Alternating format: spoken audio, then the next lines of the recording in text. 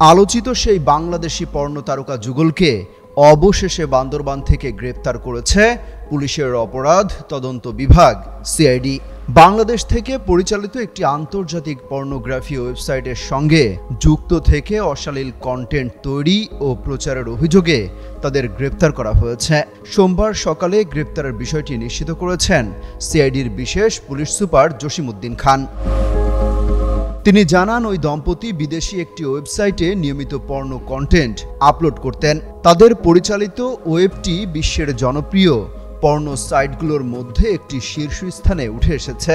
সিআইডির একটি টিম বান্দরবান থেকে তাদের গ্রেপ্তার করেছে। তাদের বিষয়ে বিস্তারিত পরবর্তীতে জানানো হবে। সম্প্রতি দ্য ডিসেন্ট নামের একটি সংবাদ মাধ্যম এই যুগলের বিষয়টি সামনে আনে। তাদের অনুসন্ধানী প্রতিবেদন প্রকাশের পর নড়েচড়ে বসে প্রশাসন।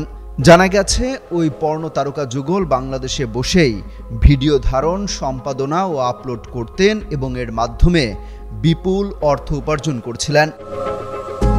দ্য ডিসেন্ট ওই যুগলের সাথে কথা বলে তাদের কাছে স্বীকার করেছে যে তাদের বাবা মা ও পরিবারের সবাই জানে যে তারা পর্ণ ভিডিও বানান।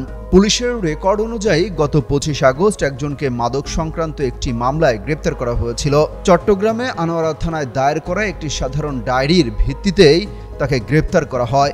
তবে কয়েকদিনের মধ্যেই তিনি মুক্তিও পেয়ে যান। এই কাজই নারীকে জোর করে বাধ্য করা হয়েছে কিনা জানতে চায় দ্য ডিসেন্ট। তবে এ বিষয়ে উত্তর দিতে অস্বীকৃতি জানিয়ে বলেন, সবকিছু তো আপনাকে বলবো না। তাদের একাধিক টিকটক অ্যাকাউন্ট রয়েছে, সেখানে কিছু ভিডিও আপলোড দিয়ে প্রলুব্ধ করা হয় বাকিদেরকে।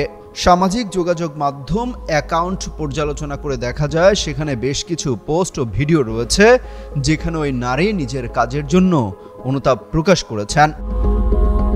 বাংলাদেশের পর্নোগ্রাফি নিয়ন্ত্রণ আইন 2012 অনুযায়ী পর্নোগ্রাফি উৎপাদন ও বিতরণ একটি ফৌজদারি অপরাধ। এই যুগল শুধু নিজেরাই অপরাধ করেছে না, বরং অন্যদেরও এই পথে যুক্ত হতে উৎসাহিত করেছেন, যার মাধ্যমে বাংলাদেশে বসে পর্নো ভিডিও বানানো এবং প্রচারের একটি নেটওয়ার্ক গড়ে উঠছে। অমিত হাসান রবিন, যুগান্তর নিউজ।